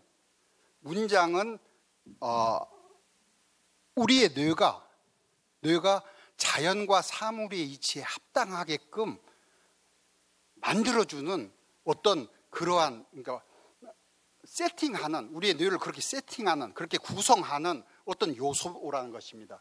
이 장 피아제라고 20세기에 교육심리학의 대가죠. 이분이 어느 날 6세 정도 되는 아이들이 노는 데를 가봤어요. 가봤더니 아이들이 서로 얘기를 하는 걸 가만히 들어봤더니 아이들의 말에는 인과관계가 없더라는 거예요. 다시 말해서 나쁜 마녀가 있었어. 왕자들이 백조가 됐어. 그렇게 그건 사실은 다르죠. 어른 같으면은 나쁜 마녀의 마술 때문에, 그런 원인 때문에 12왕자가 백조가 됐어. 이렇게 결과를 얘기해야 할 것을 인과관계 없이 얘기하더라는 거예요. 그래서 이 많은 아이들에게는 인과관념이 없나? 이렇게 생각하고 아이들 좀 불러가지고 테스트를 내봤어요. 물이 끓는다 왜? 밥을 먹는다 왜? 뭐 이런 식으로 인과관계를 연결시키는 것을 퀘스천을 쭉 만들어서 물어봤더니 아이들이 그것을 잘 대답을 못하거나 틀리게 하더라는 거예요. 이만한 때는 인과관념이 없구나. 그 후에 이제 장삐아제뿐 아니라 비고츠키, 무슨 루리아 이런 사람들의 많은 실험을 통해 나타나는 것이 6세 정도, 5세, 6세 이전의 아동들은 시간관념, 무슨 장소관념, 인과관념, 수단관념 이런 것이 없답니다. 그래서 아이들 말 중에는 나 밥 먹었어 이렇게 얘기하지 언제 어디서 먹었다든지 그건 따로 물어봐야 해요. 어디서 먹었어? 누가 줬어? 뭐 한다든지. 그런데 이 아이들이 한 9세쯤 되면은 8세, 9세 이렇게 되면 그렇지 않고 이런 관념들이 다 생겨났더라는 거예요. 그거 왜 그런가? 조사를 해봤더니 이런 시간관념, 인과관념, 장소관념, 무슨 수단관념, 원인관념 이런 모든 우리가 사는 이 3차원 세계에서 자연에서 일어나고 사회에서 일어나는 이런 모든 일을 설명할 수 있는, 표현할 수 있는 관념들이 아이들이 자라면서 경험을 통해서 생겨나는 게 아니라 문장을 통해서, 아이들이 책을 통해서 그 안에 들어있는 문장을 통해서 생겨나더라는 거예요. 이것은 광범위한 실험을 통해서 증명된 사실입니다. 그렇다면은 문장이 하는 일은 문장이 정신을 만든다. 함부로 들을 얘기가 아닙니다. 아이들이요. 그래서 시간이 없기 때문에 빨리빨리 해야겠습니다. 막 건너뛰고 말씀드린다면 아이들 여러분들은 제가 얼핏 보니까 이미 갓난아기 있는 분은 별로 없으신 것 같은데 갓난아기 때부터 아이가 그러니까 아직 언어를 배우지 않았을 때에도 예를 들면 아이한테 이유식 같은 거 떠먹이면서 맘마 거기까지 이렇게 주잖아요. 그러지 말고 나는 너에게 맘마를 줄 거야. 이렇게 얘기하면서 주라는 거예요. 올바른 문장으로. 그리고 아이가 누워있는 아이를 가서 뿔끈 들어서 앉지 말고 나는 너를 들어 올릴 거야 라든지 안아줄 거야 이렇게 이 얘기하고 올바른 문장으로 이 얘기하고 아이가 뭔가 손을 이렇게 반응을 하면은 아이를 안으라는 거예요. 조금 자라가지고 한 살 전후 되면 말을 배우면서 이건 뭐야 하염없이 아이는 물어봅니다. 그러면 멍멍이 야옹이 하지 말고 저건 멍멍이야 이건 야옹이야 이런 식으로 올바른 문장으로 아이에게 말을 걸어주라는 거예요. 이게 단순히 아이에게 무슨 어휘를 가르친다든지 이런 뜻이 있는 게 아니라 조금 전에 뭐라고 했어요? 아이의 뇌를 우리가 살고 있는 이 인과관계도 있고 시간관념도 있고 장소관념도 있고 한 우리가 살고 있는 이 3차원 세계에 합당한 뇌를 우리가 만들어주는 과정이에요. 2000년 전에요. 로마의 대학자였던 퀸틀리아누스의 글에 보면은 로마의 귀족들은 올바른 문장을 사용하지 않는 유머를 둔 적이 없다. 그런 글이 남아 있어요. 이게 뭘 얘기하는 것입니까? 이미 경험을 통해서 알았던 거예요. 아이한테 단문으로 그냥 맘마, 멍멍이 뭐 이런 식으로 대화를 해주는 부모와 저건 책상 위에 있는 고양이야 이렇게 얘기해 주는 부모가 기른 아이가 전혀 다르다는 거예요. 그렇다면은 여기 한번 보십시오. 육하원칙 아닙니까? 이거 누가 만들었습니까? 만든 사람 없죠. 그냥 우리가 수없는 말하기와 글쓰기를 통해서 우리가 살고 있는 사회, 자연, 사회 그리고 우리의 심리 상태 이런 것을 표현하기에 가장 적합하게 최적화된 그러한 형태로 굳어진 거예요. 단순히 근데 보도문을 쓰는 그런 원칙이 아니라 이거 한번 보십시오. 이 안에는 누가와 무엇, 주체와 객체 개념이 이미 들어있어요. 언제 어디서를 통해서 시간 관념, 장소 관념이 들어있고요. 왜를 통해서 인과 관념, 그리고 어떻게를 통해서 수단 관념이 들어있어요. 거의 우리 자연에서, 사회에서, 우리 심리 상태에서 일어나는 거의 모든 것을 표현할 수 있는 구조로 되어 있는 거예요. 어려서부터 아이들에게 이렇게 육하원칙에 합당한 올바른 문장으로 이야기해주고 조금 잘하면 아이를 무릎에 안고 그리고 책을 읽어주고 책은 올바른 문장으로 되어 있거든요. 이게 중요합니다. 왜 중요하냐고요? 어휘 때문에? 아니면 아이에게 상상력을 기르기 위해서? 아니면 무슨 학교 가서 국어 공부 잘하기 위해서? 아니요. 우리가 사는 이 세계에 합당한 자연과 사물의 이치에 합당한 뇌를 형성시켜 주기 위해서 그래요. 이런 아이들은 이렇게 자란 아이들은 국어만 잘하는 게 아니라 수학, 사회, 자연 다 잘하게 돼 있습니다. 거꾸로 어른이 됐는데도 육하원칙에 합당하게 말이나 글을 사용할 줄 모르는 사람은 우리 사는 이 자연과 사물의 이치에 합당하게 사고할 줄 모르는 사람이에요. 아주 중요합니다. 그래서 아이들에게 올바른 문장을 쓰게끔 한다든지 읽게끔 한다든지 베껴 쓰게 한다든지 요즘 뭐 베껴 쓰기 이런 거 뭐 학교에서 잘 교육 안 시키는 걸로 아는데 중요합니다. 제가 만나본 우리나라의 여러분들도 잘 아는 이렇다 할 작가들은 다 습작 시절에 훌륭한 선배 작가들의 소설, 시를 늘 베껴 쓰던 사람들이에요. 다 그렇게 고백하더라고요. 베껴 쓰는 것이 베껴 쓴다든지 시를 외운다든지 좋은 문장을 외우는 것이 그 사람의 문체, 그 사람의 표현법을 모방하자는 게 아니에요. 바둑기사들이 명인 대국들을 복귀하는 걸 끊임없이 하는 이유가 그런 판이 벌어지면 이렇게 해야지라고 그걸 기억하고자 하는 게 아니라 그걸 통해서 그런 패턴을, 생각의 패턴을 익히는 거예요.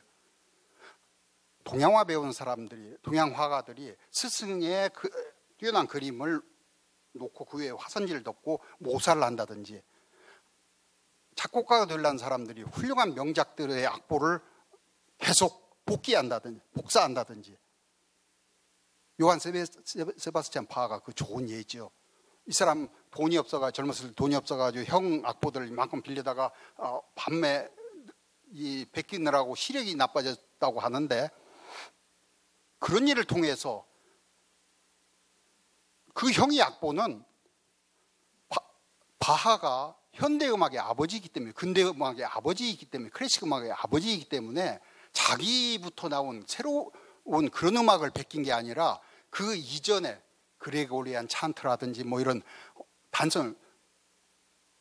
다성음악이 아니고 단성음악 이런 것들의 악보를 베꼈는데도 불구하고 새로운 음악의 세계를 여는 그런 업적을 이룰 수 있었던 것이 바로 그런 것입니다.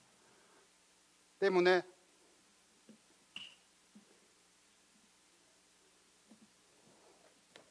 저 5분 남았군요. 5분 남았는데 참 큰일 났습니다. 수도 해야 하고 수사도 해야 하고 해서 그냥 빨리빨리 넘어갑니다. 요점만 말씀드리면 이렇습니다. 이 피타고라스가 처음 수라는 아리스모스라는 얘기를 했을 때는 지금 우리가 생각하는 계량의 수, 뭘 계량하고 계산하고 이런 수학이 아니었습니다.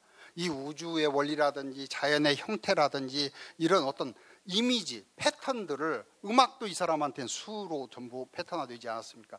그러니까 이런 것들을 자연과 사회 그리고 예술 이런 것에 들어있는 어떤 패턴을 알아내는 그러한 도구로 수를 생각했어요. 근데 우리가 지금 생각하는 수학, 계산 위주, 계량 위주의 수학은 근대 데카르트 이후에 생겨난 거죠. 이게 무시할 건 아닙니다. 이것을 통해서 우리가 그 높은 빌딩들도 짓고 우주선도 달나라로 쏘아 보내고 다 할 수 있는 여러분들 핸드폰도 다 GPS 뭐 이런 거 전부 계량 계산을 통해서 이루어지는 거죠. 그러나 이것만이 수학의 전부가 아니라는 것입니다. 창의적인 수학은 오히려 이런 패턴을 인식해내는 그런 수학이라 그렇게 말씀드리고자 하는데, 시간 때문에 이 피보나치 수열이나 그것이 만든 황금비 이런 것들 좋은 예가 이겁니다. 세상에 있는 옥스퍼드 대학의 연구팀들이 연구해 보니까 세상에 있는 모든 꽃잎 수가 하나든지 뭐 3개든 2개든지 3개든지 5개든지 8개든지 13개든지 21개든지 이런 식으로 이 피보나치 수열을 따라가더라, 그런 얘기입니다.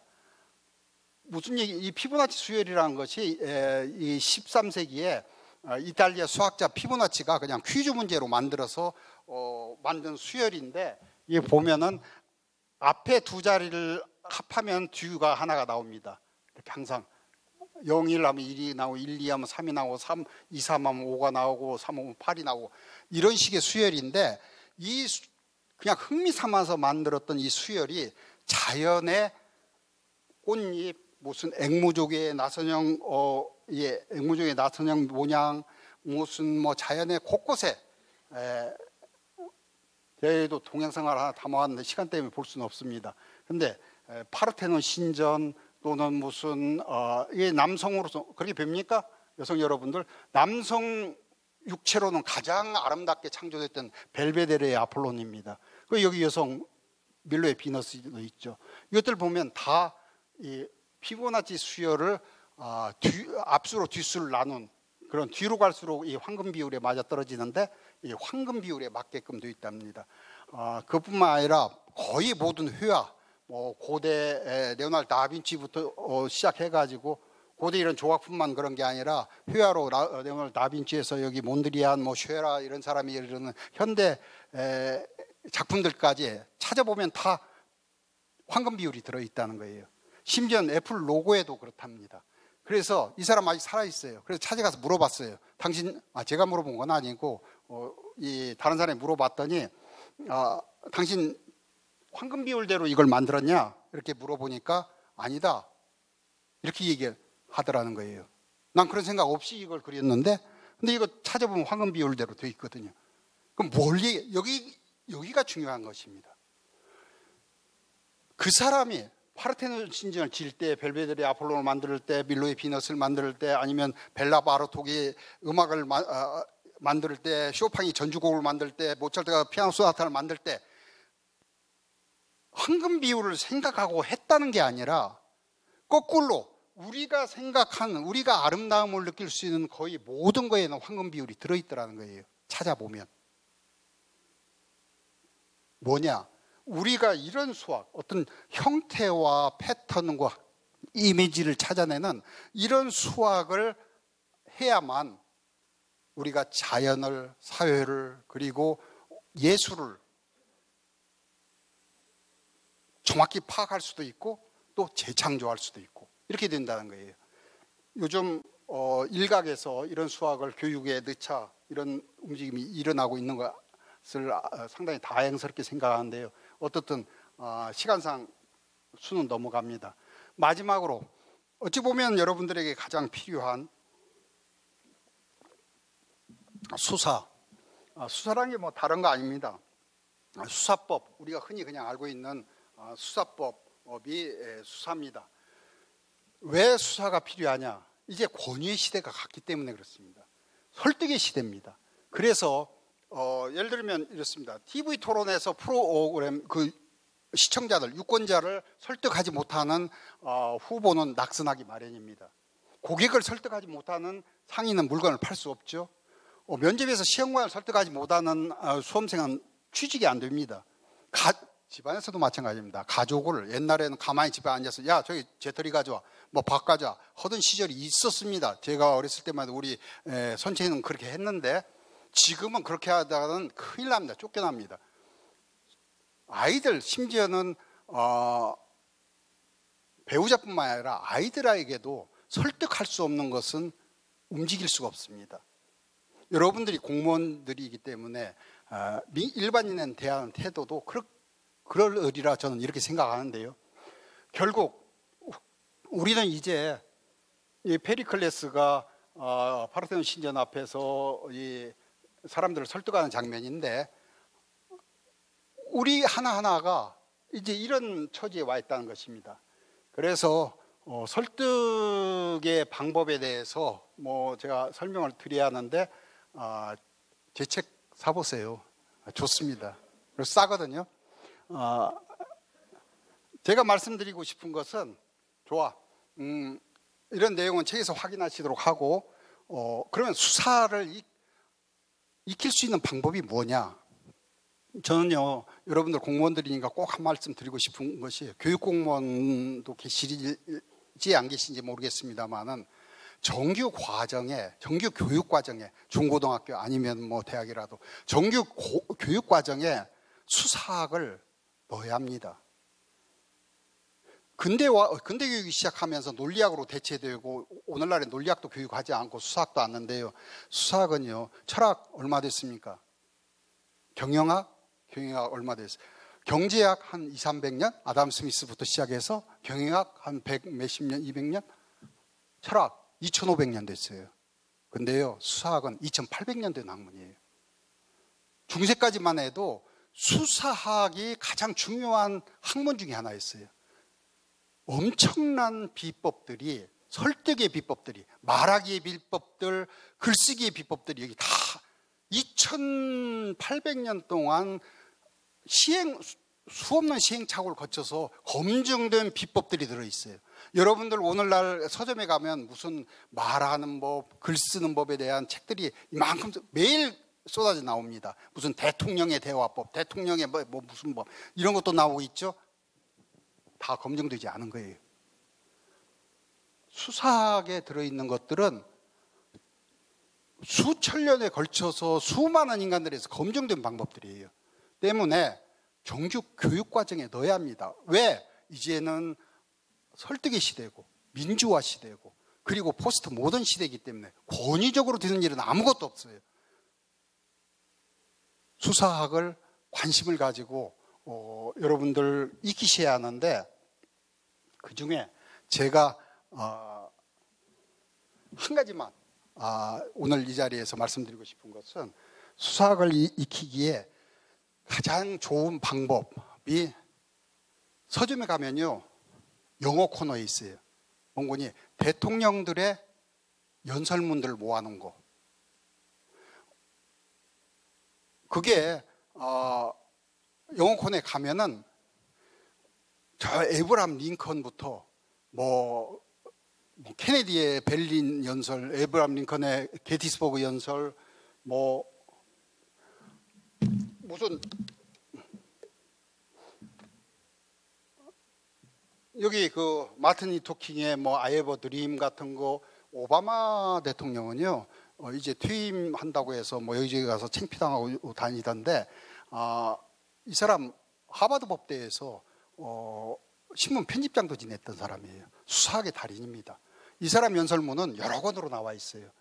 그런가 하면은 무슨 이거 오프라 윈프리, 스티브 잡스, 조한 케일 로링, 빌 게이츠, 이런 사람들이 하버드, 스탠포드 대학 같은 데 가서 졸업식 연설한 것을 모아놓은 것도 있고요.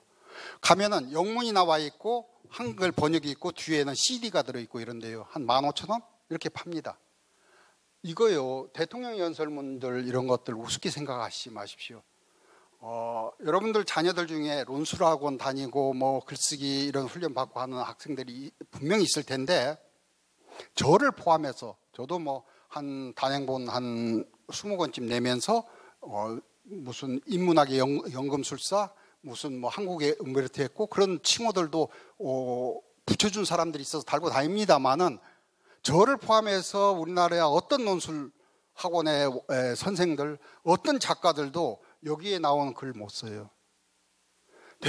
미국 대통령 연설문이란 뭘 얘기하냐면은 정치, 경제, 외교, 군사, 무슨 모든, 거의 전방위적 모든 문제에 대해서 대국민을 해서 하는 거기 때문에 가장 쉽고 알아듣기 쉽게 그렇게 수없는 수사법을 써가지고 만들어진 것들이에요.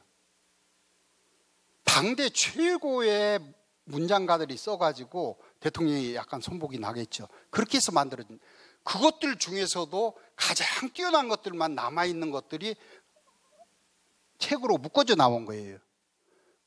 다시 말씀드리는데 대한민국에 그런 글 쓸 수 있는 사람 단 한 명도 없어요. 근데 아까 문장이 뭐라고 했습니까? 문장이 아이들의 뇌를, 우리도 마찬가지예요. 뇌를 재세팅하고 문장이 우리들의 생각의 방법들을 만들고 이런 거기 때문에 이런 문장을 외운다는 것은, 암송한다는 것은 바로 가장 좋은 방식으로 미국 대통령이나 할 수 있는 그런 안목과 식견과 수사법을 통해서 우리의 뇌 안에 그런 것들을 구사할 수 있는 뉴럴 네트워크를 세팅한다는 그런 뜻을 가지고 있어요.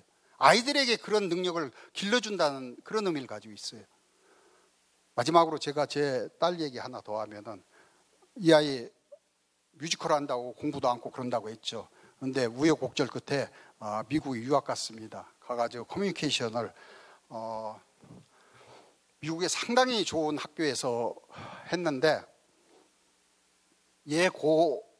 그렇게 된 이유가 얘 고등학교 이제 들어갔을 때, 중학교 때는 시집 사다가 그렇게 했고, 고등학교 들어갔을 때 제가 고등학교 1학년 때인가 말씀드린 대로 교보문고에 가서 저 대통령의 연설문집을 사다가 건네주면서, 거기 영문으로 되어 있죠. 그걸 암송하면, 연설문은 시보단 길으니까 네가 이거 하나씩을 암송해가지고 내 방에 와서 암송을 하면은 3만 원, 시는 10,000원인데 3만 원 줄게.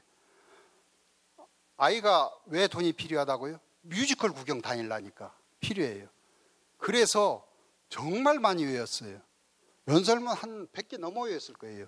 책으로는 뭐 대여섯 권을 외웠어요. 애가 미국 가서 공부를 했는데요. 거기는 주로 얘가 커뮤니케이션과라서도 그렇지만 주로 이렇게 발표하거나 이렇게 디베이트, 토론하는 것이 아주 중요한 수업인데, 거기에서 다른 학생들 평균이 10점 만점에 4점 할 때 얘는 9.8 이렇게 맞아요. 왜? 글을 쓰면은 모든 걸 은유적으로 해가지고 생생하게 표현하죠. 디베이트나 이런 걸 하면은 미국 대통령 수준에서 하는 거예요. 정치, 경제, 사회, 문화, 예술, 모든 문제가 나와도 지가 외웠던 거, 지 머리에 들어있는 패턴 안에서. 얘 졸업할 때 숨마 쿰라우데라고요. 최우수 학생이 받는 그런 거 가지고 졸업했어요. 제가 제 팔불출이라 제 딸 얘기를 자랑을 드리는 게 아니고, 여러분들, 그리고 여러분들의 아이들도 그렇게 될 수 있다는 거예요. 얼마요? 15,000원. 여러분들 우선 영어가 좋아져요. 그 암송하면. 그 다음에 더 중요한 건 영어가 중요한 게 아니고, 그렇게 생각할 수 있는 패턴, 정신적인 모형. 그래서 윌리엄 켈빈 같은 그런 뇌과학자는 문장을 정신의 문법이다 이렇게 얘기합니다. 우리의 모든 이성적인 사고가 이성적으로 바른 길을 갈 수 있게끔 하는 지도와 같은 거예요. 그것들을 구사할 수 있는 뇌신경망을 형성시켜 준다는 것입니다. 이것도 건너뛰어야겠습니다. 아우구스티누스라고 기독교 사상 가장 위대한 신학자인데, 이 사람 너무 아프리카 북부에서 자라가지고 너무 열악한 교육을 받아서 결국에는 기독교 역사에서 남는 가장 뛰어난 학자가 된 사람이에요.